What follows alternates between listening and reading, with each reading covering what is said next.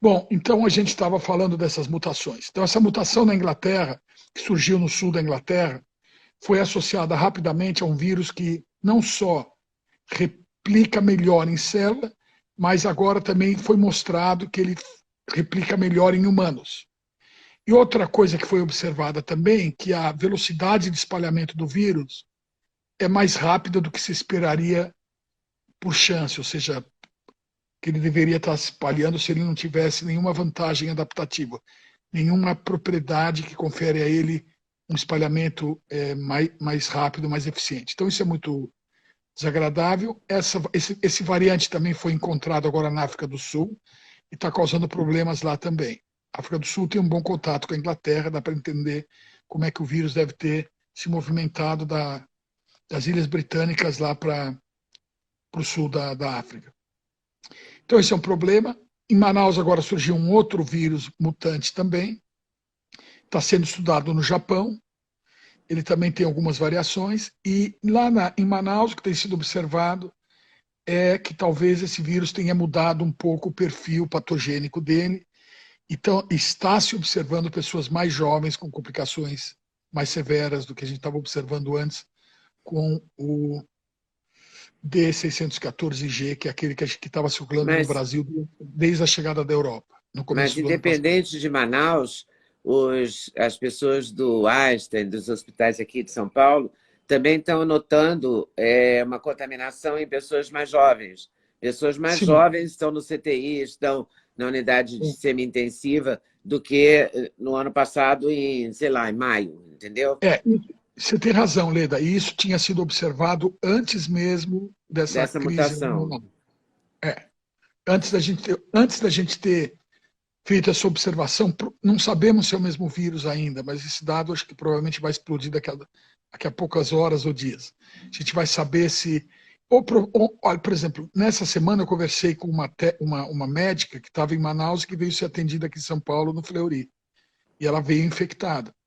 Então, quer dizer, a possibilidade desse vírus de Manaus já estar mais espalhado no Brasil do que a gente imagina é muito alta. Então, a gente precisa esperar um pouco para saber se esses relatos que você falou, que anteciparam a crise de Manaus, já não eram do vírus que a gente hoje chama do isolado de Manaus. Ele pode ter surgido em outros locais e ter se deslocado para lá, e lá causou esse problema de maneira mais aguda e mais severa, e aí o vírus foi levado, uma pessoa que saiu de Manaus foi atendida no Japão, e o vírus está sendo estudado lá também. Então, pois é, mas ao mesmo tempo eles pegaram vários pacientes de Manaus e, por falta de condições de atender em Manaus, levaram para outros estados, Rio Grande do Sul, Rio Grande do Norte, enfim, Nordeste e Sul do Brasil. Esse vírus já está no Brasil inteiro, né? Porque na medida em que transfere uma pessoa contaminada, mesmo com todos os recursos,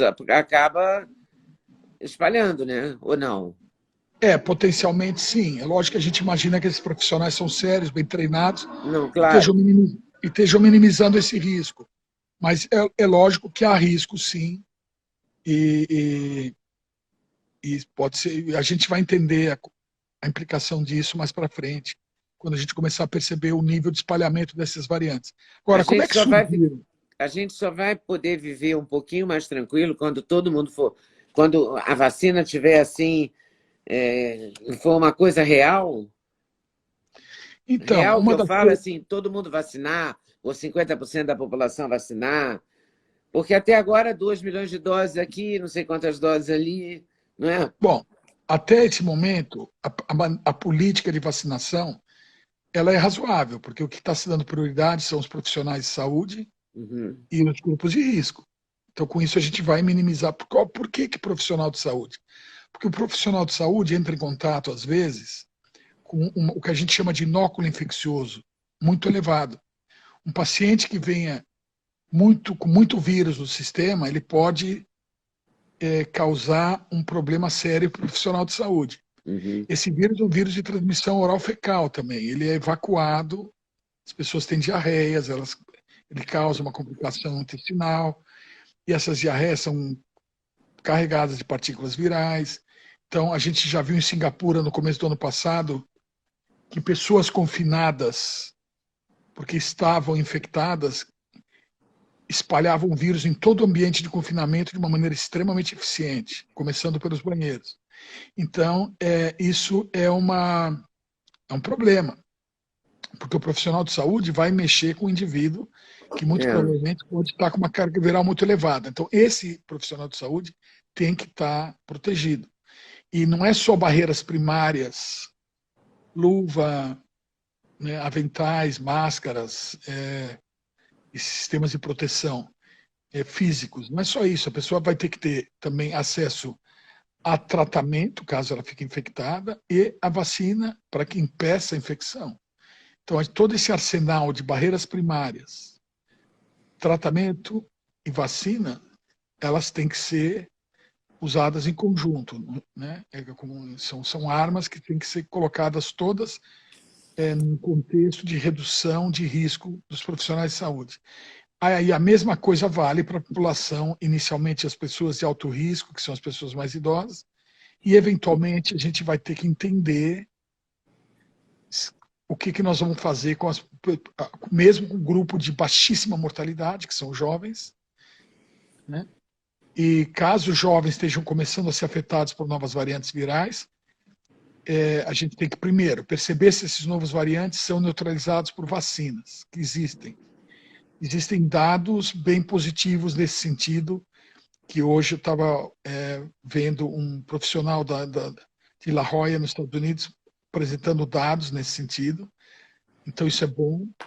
Então, as variações todas, né, da B117, por exemplo, eu ainda não vi as sequências de Manaus, mas essas mutações, essa quantidade grande de mutações da proteína spike, elas não necessariamente parece que estão afetando a capacidade de anticorpos gerados contra a vacina de neutralizarem o vírus. Ou seja, elas não estão dando ao vírus a capacidade de escape das vacinas que já existem. Se isso for verdade, é ótimo, porque isso significa que as vacinas que estão aí vão, de fato, dar uma proteção.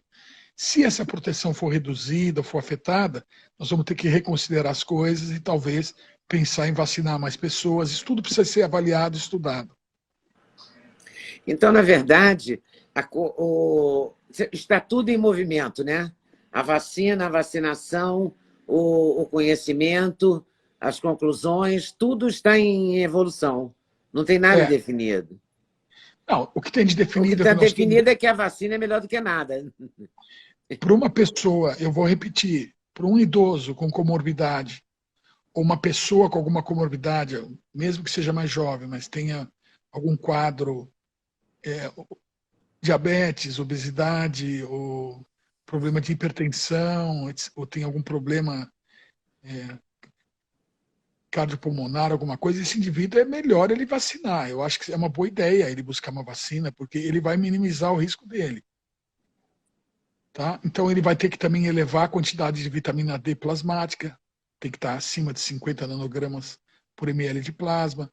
Existe uma quantidade absurda de dados já, inclusive estudos muito interessantes, estudos, tem até duplo cego randomizado, com pouca gente, mas estudos importantes, estudos com muita gente, onde você claramente mostra que existe uma relação entre a quantidade de vitamina D, né, a 25-hidroxide, que é a D3, né?